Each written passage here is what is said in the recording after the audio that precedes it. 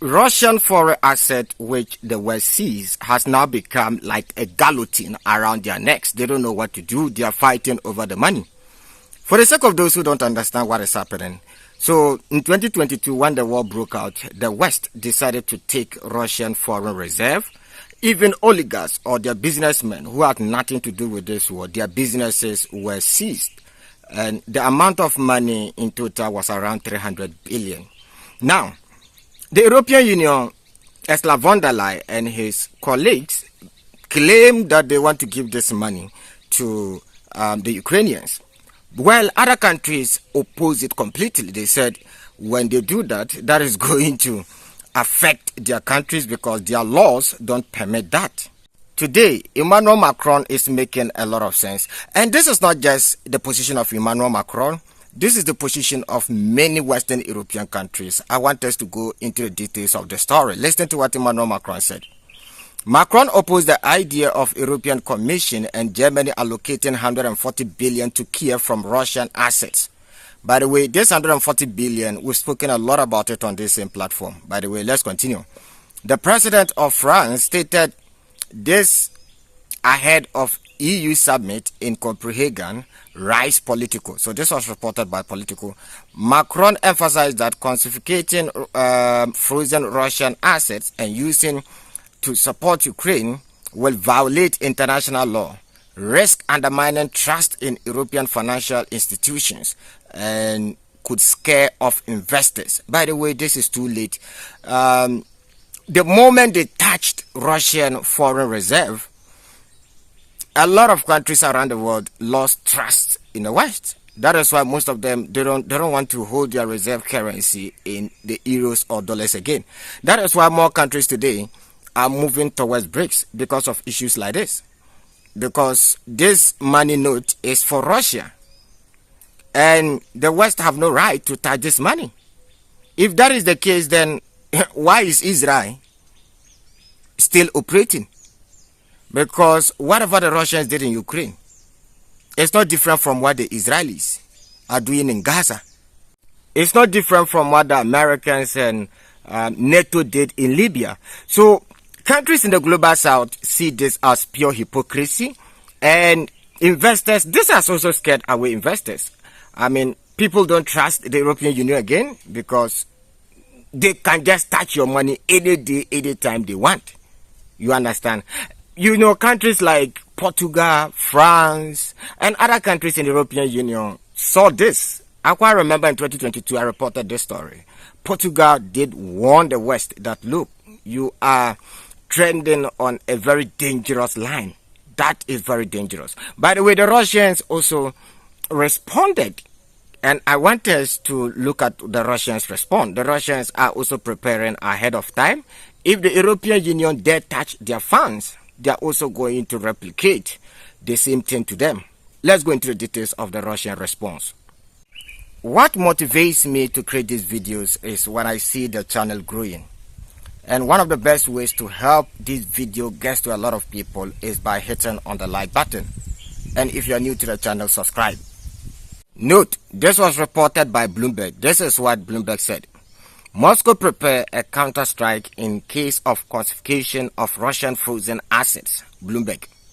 Russia may nationalize and quickly sell foreign assets under new privatization mechanism in response to any European move to seize Russian assets abroad.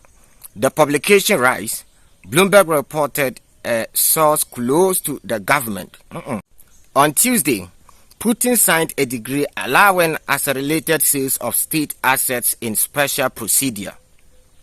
If European Union starts seizing Russian assets, Moscow may respond with symmetrical measures.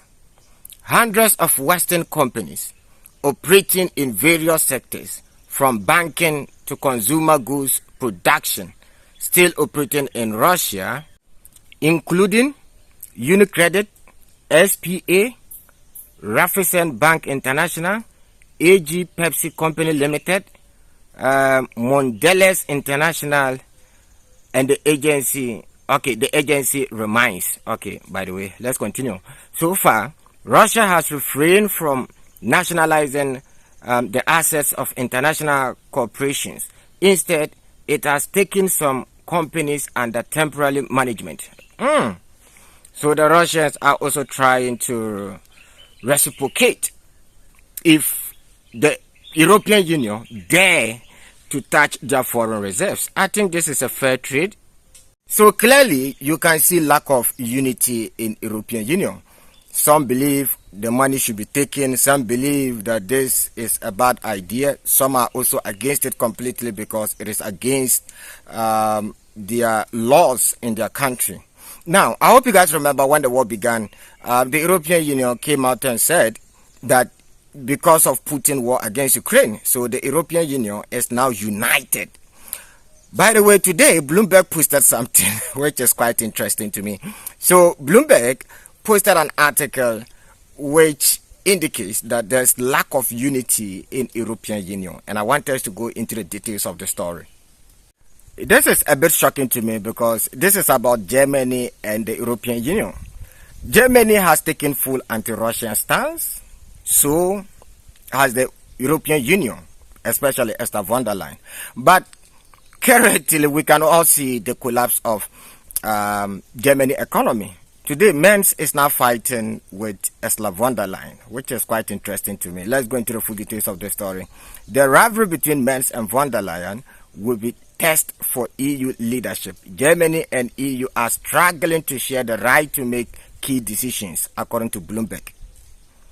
Tensions are rising between Berlin and Brussels over the question of who will set the rules of the game.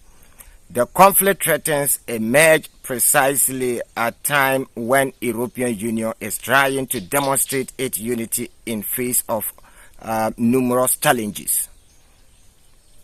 The struggle for influence pits the increasingly assertive German Chancellor Friedrich Merz against European Commission President Ursula von der Leyen, who was previously his rival in international battle within Germany consecutives. Merz openly criticized von der Leyen on trade issues, the EU budget, green policies and defense, while also demanding an end to what he considered excessive interference by Brussels at the expense of national government. By the way, about the trade issue, I don't know, how many of you paid attention to the European Union deal with America? It's kind of like they sold their sovereignty completely to America when they met with Donald Trump. Clearly. When you look at the trade deal, it's kind of like these guys are fixated so much on destroying Russia to the extent that they don't even care about their own countries again. It's quite interesting to see Ursula von der Leyen and Friedrich Merz disagreeing on issues, because this Friedrich Merz guy, I've said it before, is one of the most anti-Russian guys I've ever seen across Europe.